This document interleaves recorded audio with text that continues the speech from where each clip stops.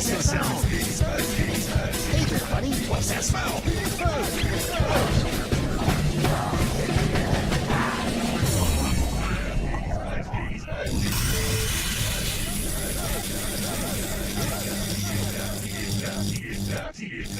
It's Peteys Pedz, Peteys Pedz.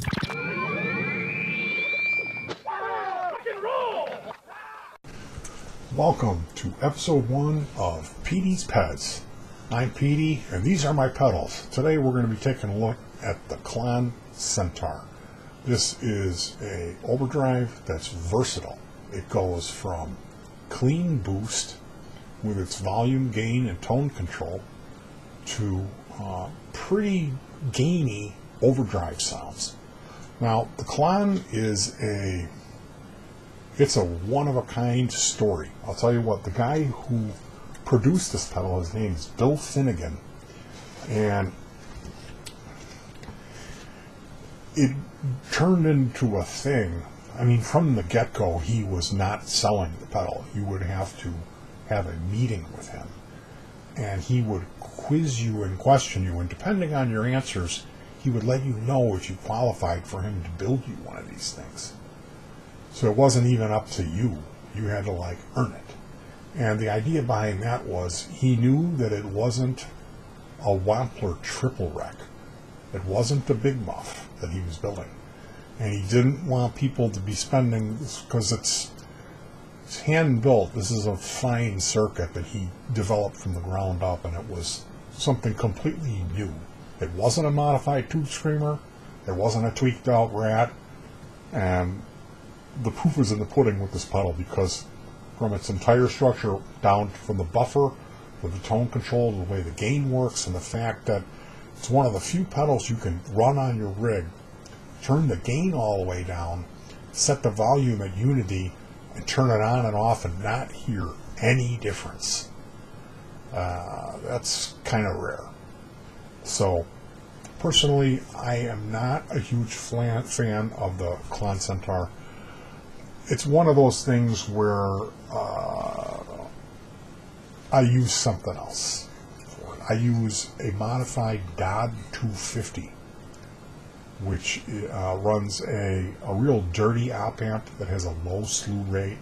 So if you remove the clipping diodes in a Dodd 250 and play, it's still dirty. And that's the reason that pedal, for me, that's the reason that I love it so much, is part of the mojo in that circuit is this old slew rate op amp. And that's a very rare coincidence where the components have some actual sacred mojo and affect the tone. The Klon Centaur isn't like that. It runs dual TL072 op amps, which are run-of-the-mill type of thing. Where it is a little different is in the clipping diodes. It runs two 1N34A germanium clipping diodes. These typically are made from glass, although I have seen some black plastic ones. And a lot of times when you go to bend the leads, you can crack them, especially if they've been damaged in shipping. And they're like 10 times more expensive than a normal silicon diode. And they also have a much lower output. If you compare them against silicon, the silicon is louder. So that's kind of a downside to... But they have a unique way of clipping. Now it looks like in here there's just two of the germanium clipping diodes. This is not a true bypass pedal. It is a buffered bypass. And the buffer that's in the Klon, people will build that buffer circuit just for to have a buffer on their pedal board. And what a buffer is, you could think of it as a line extender. If you have one cable going to your amp and you no effects and you play clean and you hit a full chord, you'll hear it very bell-like. You'll hear a lot of harmonics. But then if you go ahead and you hook up, let's say, 6 pedals and you run your cable all through there, they have a long 20-foot cable going to the pedal board and then another 20-foot pedal going to the amp, and you compare that. Let's say you shut all the pedals off and you compare just your clean tone. Well, it's going to have the effect of turning your tone knob down quite a bit because there's capacitance and there's resistance that adds up with the creates like a filter, which is basically a tone control that they call it tone suck. Well, your tone isn't being sucked, it's being rolled off. It's being shunted to ground by the effect of a resin filter that is the equation of the resistance coming from your pickup and the capacitance coming from the length of wire. So, if you use this buffer, you could think of it as like a single transistor, it's just a little bit of an amplification to bring it up just to where it needs to be and never any higher. It's not going to distort it, it's just going to fix that problem of those long cable runs. So the buffer that's in the Klon Centaur, it's a wonderful buffer. Using the Klon Centaur is one of these type of pedals that if you turn it on, you may never want to shut it off because everything sounds better when you got the Klon Centaur running. And then you can go ahead and grab the gain knob and start to introduce some artificial distortion from, and it's a very sweet distortion. The overdrive, I should say, it's not really a distortion, but it's kind of what it does, the gain knob. It adds distortion. Now, recently you can see these things sell for up to $3,999, $4,000 for a Klon, and then $8.20 shipping on eBay. It's pre-owned. In 2014, they ran from 1990 to 94, and then he stopped, and then this hype grew around them. Jeff Beck uses it, Warren Haynes. There's the list of people that play Klons. We can just pop over to Wikipedia real quick and take a look. Jeff Beck, Andy Summers, Keith Urban, John Mayer, Black Francis, Peter Frampton, Warren Haynes, Mike McCready, Stone Gossard, Nels Klein, Lee Ronaldo, James Hetfield, Britt Daniel, Joe Bonamassa, Joe Perry, Trey Anastasio, Philip Sacy, Nick Valenci, Jason Isbell, Mike Ness, Josh Klinghoffer, I know him, Dave Welsh, Dean Warham, and Yannis Philippakis. That's a great name. So yeah, Bill Finnegan, he's the man. And he was doing this out of an apartment. He wasn't a rich guy. I think he made a little bit of money, but for the most part, a lot of other people got rich on it. They made a lot of clones of this. The KTR came out, like I said, they came out in 1994, and he stopped making them, and then it got huge. And people were reselling them for $1,500 and about $4,000. Upwards of $3,000. They're rare collector's items. They have different silver models. You know, this is a eBay clone. I paid. I have two of them here. This one I paid $20 or $30. Maybe it was $30. This was when he first started making these kits, and there were errors. The instructions were all wrong, and there were errors, and then he had sent wrong parts. And I wanted to do a demo for him and maybe get a break, but no, he was awful. I ended up getting a little bit something. I got a break on this. He gave me this one for $30. I got two of them for $60, and I built this red one for my kid. And this is a sparkle finish. This is really a wonderful looking. So you can take a look there at the inside, the gut shot. See the two operational amplifiers there, a row of capacitors. And this is, mind you, this is a clone. It's not the original Klon. But, I mean, I paid $30 for it. It is probably very similar to the actual circuit. The MTKs, the KTR that came out in 2014, like I keep trying to finish the story, he started making them again in 2014. And rather than through hole, which is the full-size parts, they go through a hole in the circuit board and then you solder them in. He was using SMT or SMD, which is microelectronics. Like if you ever open up your phone or any modern small electronics, it's going to have these little tiny components.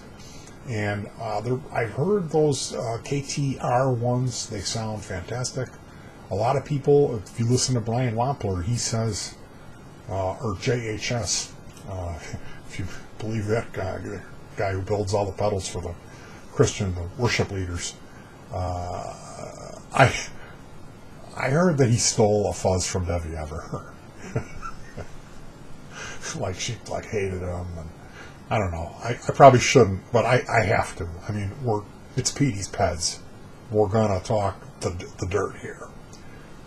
She was all bent out of shape because he made some, like, you know, it's the daisy, the yellow daisy overdrive, and it was a Debbie Ever. It was like the brown source or whatever, something like, you know, like I'm Not Okay Debbie Ever pedal that had a couple of transistors that were reversed in there, and, like, you know, 6 resistors and 2 capacitors. Anyway, he gooped them. He used to put this epoxy over the parts so you couldn't see. This is the Klon guy, Finnegan. He gooped his circuit, so people they were like, "What's in there? I don't know." And then, like, they had to, like, get goof off and clean all the tar. Like, I think that looks like it's a 220 ohm resistor, and then people eventually figured it out. And the market is flooded with. Anytime you see a horse or a bow and arrow or an archer, there's one called a runewit, and that DOT 250 that I build that uses a LM741, like an old grungy op amp that has a low slew rate, and it uses some custom clipping section. That's my secret recipe. That pedal, it kicked a runewit, which is a $275 or $400 custom Klon, off of a famous guitar player who's toured the world multiple times. A guy by the name of Rob Fetters from Cincinnati, Ohio, from the Psychodots, Adrian Belews, The Bears, and the Raisins. I mean, he's Rob Fetters. He's got solo albums. He's just an incredible guitar player that's able to play a reverse delay, which is something that only a few people can do. I don't know if we're going to do an episode. We have to do an episode on a backwards box. That's a secret thing that not many people are able to do. Adrian Belew can do it. Rob Fetters can do it. We saw a guy, Saul Zanata, doing it. I try and play around with that, but so yeah, it uses I guess we should talk a little bit about the circuit. I talked about Debbie Ever, right? She's great. Wonderful person who gave all of her designs away. So yeah, the JHS guy. What was the deal with him? Oh, he said something. He's got a pedal show now that's excellent, and he's a really talented guitar player too. He's more of a rhythm guy, but man, he's good. So, should we talk about the circuit? They came out with the KTR. I still haven't done that. Let's finish that one off the list. On the pedal, okay, this is the 2014 KTR1, and he wasn't selling it for an outrageous amount of money. But the design was changed, and they weren't through-hole parts. So a lot of cork sniffer guys were like, "You want the original Klon?" JHS guy said the through-hole parts, the SMT, the tiny ones that are all made by soldered in by machines or like really hungry children. He said that sounds better, and Wampler says it sounds good too. Ryan Wampler is a guy who he's one of the huge boutique guys. So, but I mean, these guys own companies that's what they're doing. They're not making through-hole stuff anymore. They're changing over because they're getting so big they can't pay people to make everything by hand if they can do a little machine stuff, or the parts are significantly more affordable. So that's something to consider who you're listening to. If the guy's telling you, "Hey, this is way better," but that's his bread and butter, I might want to do an A/B test on that one myself. So, Finnegan 2014 comes out with the KTR. The jury's up. I believe that I don't know. I have never A/B'd a surface mount device, the tiny components versus a through-hole. And I really don't ever want to mislead you or myself and be like, one is better than the other. I think that the tolerances are lower on the SMT. I believe that. And that's my whole thing, is whatever the tolerances are. And how that could be explained is each part has a leeway of what it actually is. If it says it's a 100 R resistor, if it's a 5%, it can be either 5% up or down. So when you start throwing that in there, you'll end up with one pedal that sounds different than the other, a good one and a bad one. So I'm all for tight tolerances. So Finnegan, 2014 KTR, he writes. It's a red pedal, looks kind of like this, but it's not sparkly, and it's got a white bold typeface message that says, "Kindly remember that the ridiculous hype that offends so many is not of my making," which is so cool, because he's saying, hey, don't believe the hype. Just listen with your ears, play with your fingers, because it is an incredibly great circuit. Like I said, the only reason I haven't embraced it yet is because of its size. And I already had something that I had developed and spent a lot of time on. It was this Dodd 250, this custom overdrive that I've modified and got the old chips. I dug my first authentic LM748CN chips, Texas Instruments, circa 1978, out of an arcade business, a place that repairs video games and jukeboxes. Out of their dumpster, there was a cocktail machine. I always say it's a Space Invaders. I forgot what it was. It was some old video game, and I got these microchips out of there that were old. They were from '78. And using those, I heard, hey, there's something going on with this chip. And then I read about it, and it's the first op amp ever invented. And it's crappy.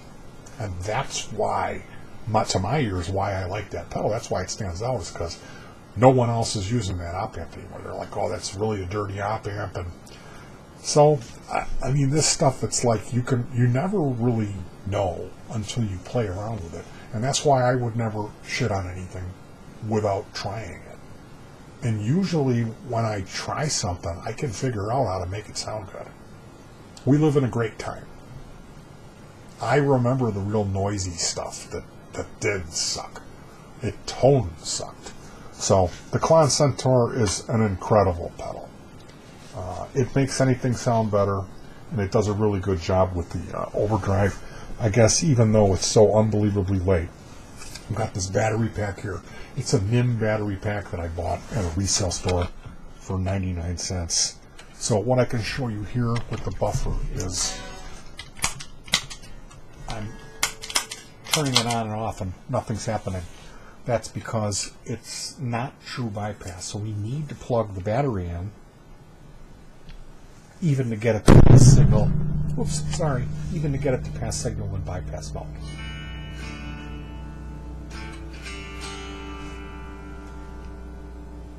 We've got everything set at noon with the gain all the way down.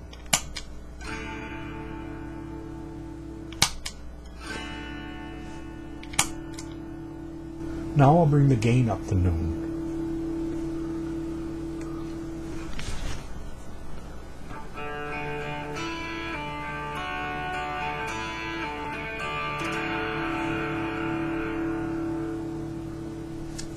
Gain down.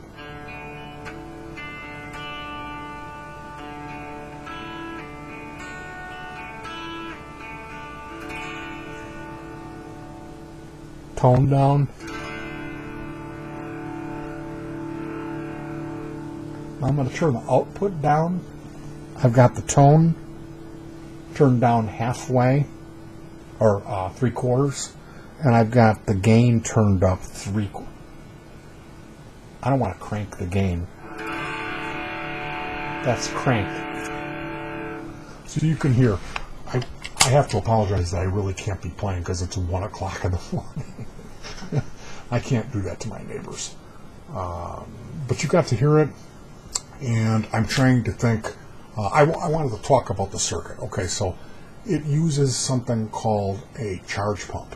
It's here it says that noticeably they used a max 1044 voltage converter. And what that does is it doubles your input voltage from 9 to 18 volts. And what that means is when you have 9 volts, it's like this. Okay, and your signal comes in, and it can hit that top thing because your signal is so loud. It can hit it in there in the circuit, and you don't want it hitting that because that you need to have what's called headroom. So your signal always has some space before it hits the limit and clips bad. We only want it to clip good where those diodes are, germanium diodes are, because how it works is. So op amp looks like a triangle. There's an input, which is your sound, and then another input, which is the positive, the electricity. And then the output is coming out over here. So you have your signal coming in, it's weak, and then the power, and they join together and come out of that triangle, and your signal is amplified. It's just a little amp in that chip. So it comes out loud. And then the diode, it clamps down on it because the signal's so loud. So it clamps down on it, and then you just, the top of your wave and the bottom of your wave is cut off, and that's what they call compression. And then you're getting that distortion because it's compressed, and you're just getting the middle, and it's just nasty. So that's why we turn the tone down a little bit on it. They use filter capacitors in there a lot of times in the feedback loop, which is basically the output connecting back to the input with a trimmer on it. The trimmer or the pot, the gain pot. So this particular one uses this IC Max 1044 voltage converter, and what that does, it doubles your 9 volts to 18. So through the whole circuit, it's running on way twice the headroom, and it's doing that. The voltage is doubled, but the amperage, the current level goes down. But it's enough to be able to pull that off. Doesn't really matter because it's just an audio signal. It's not driving a motor. So it says here the slew rate depends on the voltage supply. The higher the voltage, the higher the order of harmonics, and the more metallic the sound. So the pedal can act, like I said, it can act as a clean boost, and that's that magical always on thing that people love. One of the reasons people love the Klon so much. And then it's just a kick-ass overdrive as well. So I'm sure you'd see people who are using more than one and stacking them. If I was going to recommend anybody get a Klon, I would say the Electro Harmonics Soul Food. A lot of people buy those, and then they change out the diodes, put germanium diodes in there. They'll do a mod. That's something you could do yourself. It's really not that challenging. Order the diodes from a place called Tayda, T-A-Y-D-A, or just look on eBay and order them. You could definitely find those Electro-Harmonic Soul Foods around used. They're smaller. They're the regular, like MXR size pedal chassis. Or if you want to learn how to build a pedal, you want something you want to learn how to do, this wouldn't be a bad place to start. Now, like I said, there was issues with the instructions, and he had wrong parts. So I really don't want to really recommend this to anyone unless you have someone else to fall back on. A first project, this is a little bit complicated with the voltage doubler IC, and then like it just depends. I mean, I built these a long time ago, and I'm sure they've ironed out whatever problems, but you never know. As far as these go, they're $50 and up now for these kits. I would say if you want to dip your feet into Klon Town, this is the way to go. Getting one of these cheap kits and slapping it together yourself. You could very well probably find some cheap clones as well. There are so many people copying the circuit now. I'm sure there's probably a $30 one out there, and I just haven't done my research yet. So if you know about that, forgive me for not having more for you on this. I had to go to the pain doctor and get trigger point injections, which I scream nonstop for like a minute on each side when he does it. It hurts so bad. So I was up for 24 hours. I got the idea to do this morning about 20 hours ago. I went to the doctor. I installed a humbucker pickup in my single coil slot as like a double single coil sized humbucker that came in, and my wife didn't check the mail. So this morning when I woke up, I found out my pickup was here. So I installed that, ran to the doctor, came back and have been working on this. I did this theme song and made a video for this series. So I really kind of worked a little bit too much, and now it's too late for me to do a playing demo. But I wanted to thank you for joining me. There's going to be more of these. I'm going to try to keep the time down on them. This one was really long, but there's a lot to say about the Klon Centaur. I mean, when we get into like Two Knob Fuzz from Vic Audio, I'm going to be struggling for things to say, because circuits like that, in particular, some of them he never said what they were based on, and I don't know. If I don't have a schematic, and even if I do a lot of times, I'm not that great at it. There are people that can look at it and say, well, that's just a modified tube screamer. And I can do that sometimes. It's a great thrill.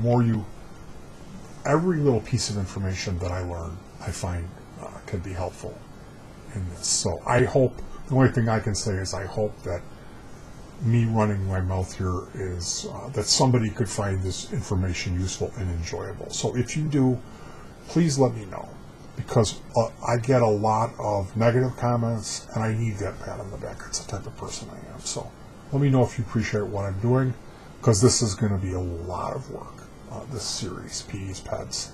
It should be good. What do you think? Thanks, you guys. Klon Centaur, Bill Finnegan, my hat goes off to you. I can't even imagine the amount of crap you've had to deal with since inventing this most incredibly wonderful circuit, and I got nothing but respect for him. The guys in the forum got a little mad at me when I brought because I brought these around into the forum. They weren't aware of it, and I was like, hey, check this out. And one of the guys was like, hey, I know Bill Finnegan. That's not cool for you posting this, like promoting to take food out of his mouth. And I'm like, well, it's on eBay, and I can't afford to pay Bill Finnegan whatever $300 or $500 for a Klon. If I could get one for $20, I'm gonna try. I don't know what to tell you. You know, you're a little late to the party. They've already cloned it, so the cat's out of the bag. You know, and that's that type of ethical thing where if I did have the money, I'd buy a couple clowns off Bill Finnegan. I'd take him out to dinner, you know, wine and dine him, try to steal his secrets with germanium.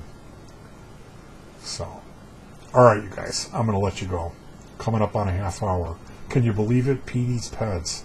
What a horrible idea. You want to hear the theme song again? Here you go.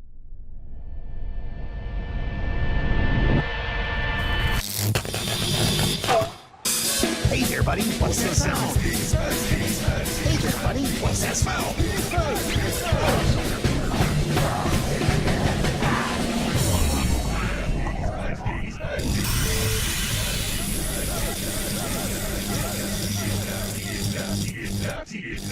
It's Peteys Pedz. Peteys Pedz.